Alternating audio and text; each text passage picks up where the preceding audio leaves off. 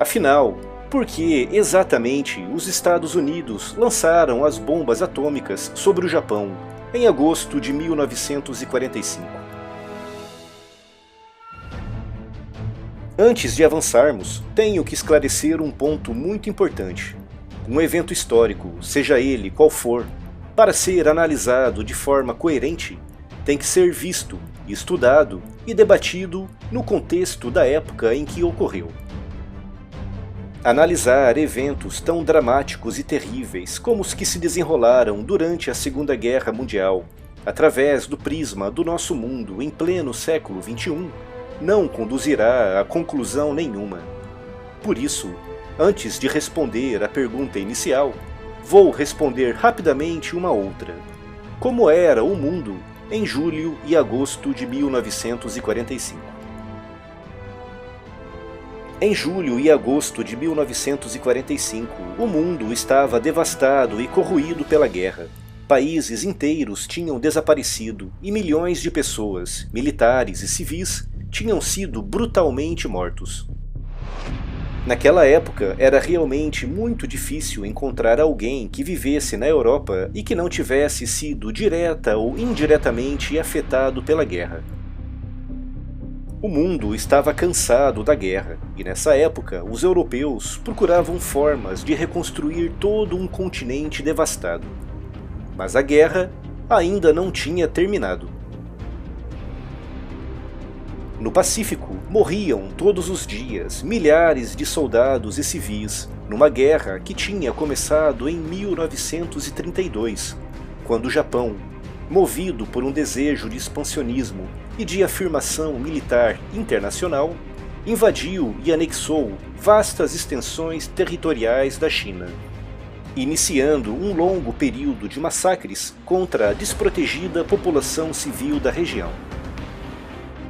Estima-se que cerca de 30 milhões de civis chineses morreram devido à invasão japonesa da Manchúria, seja através de atos diretos de violência ou através da fome e de doenças.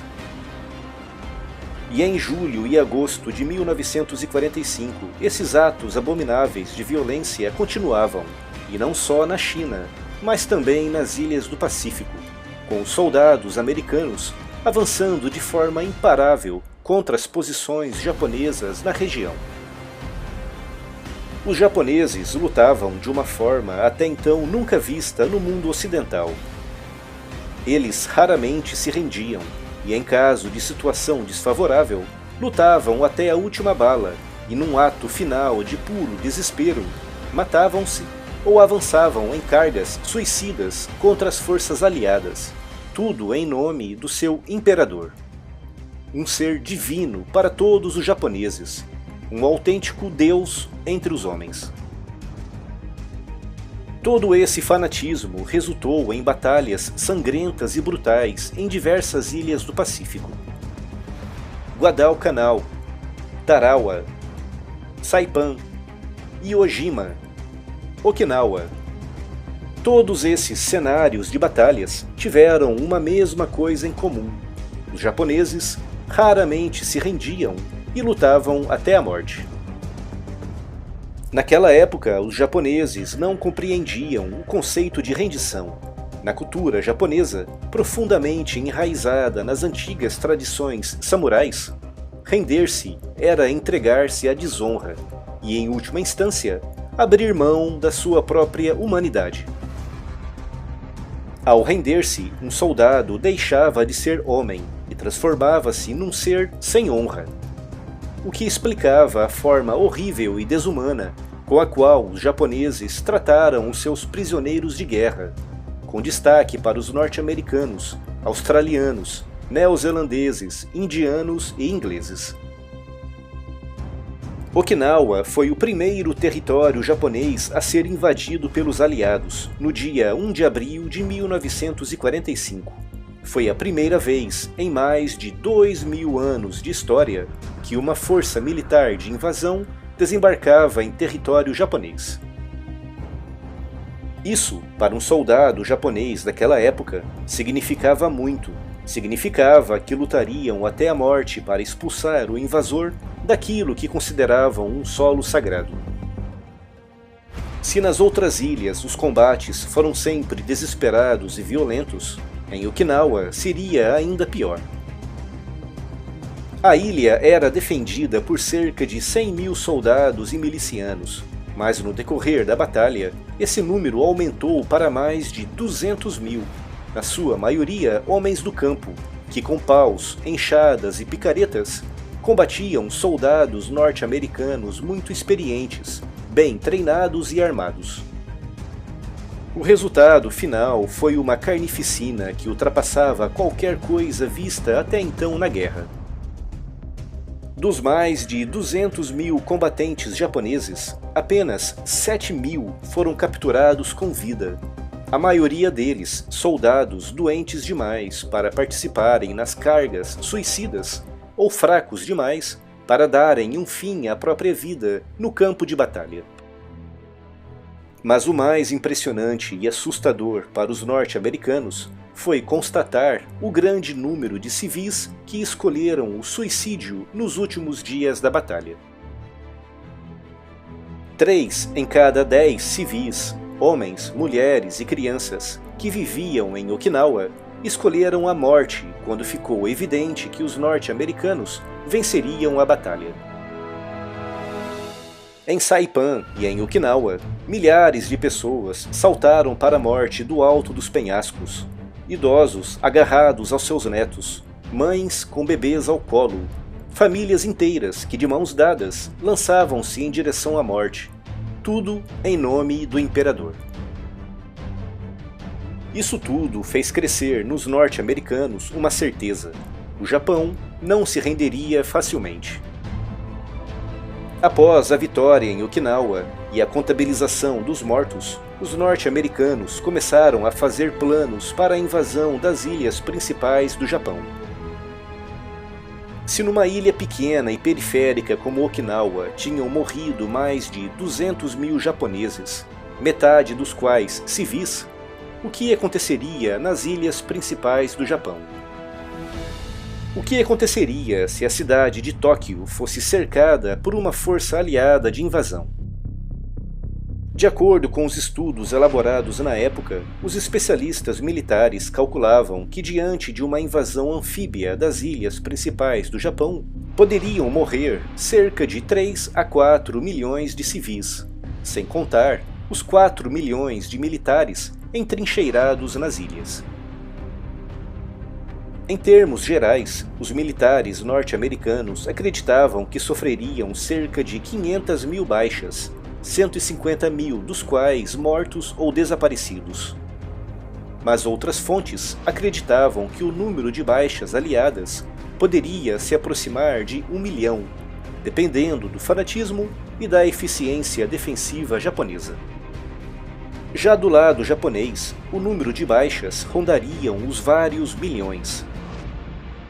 Seria uma fase longa e muito mais brutal e sangrenta do que já tinha sido até agora.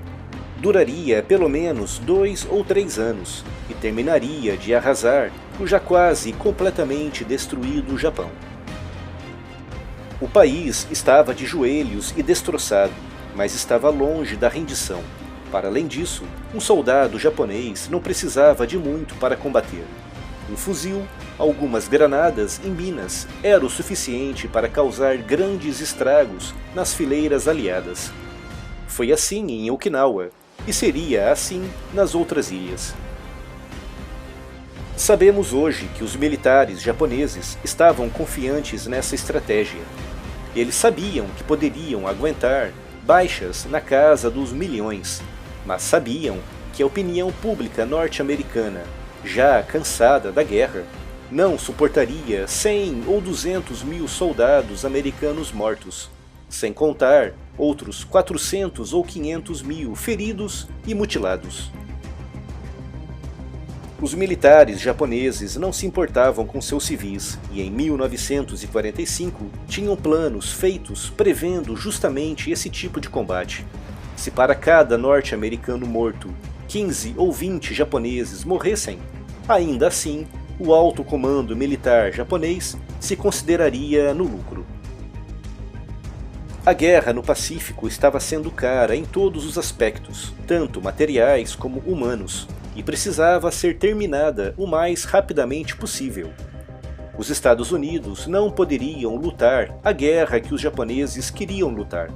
Eles tinham que lutar de forma diferente. E a forma diferente que eles encontraram foi com a bomba atômica. De acordo com os especialistas da época, cada bomba atômica lançada sobre o Japão resultaria na morte de, em média, cerca de 70 a 120 mil pessoas, entre civis e militares.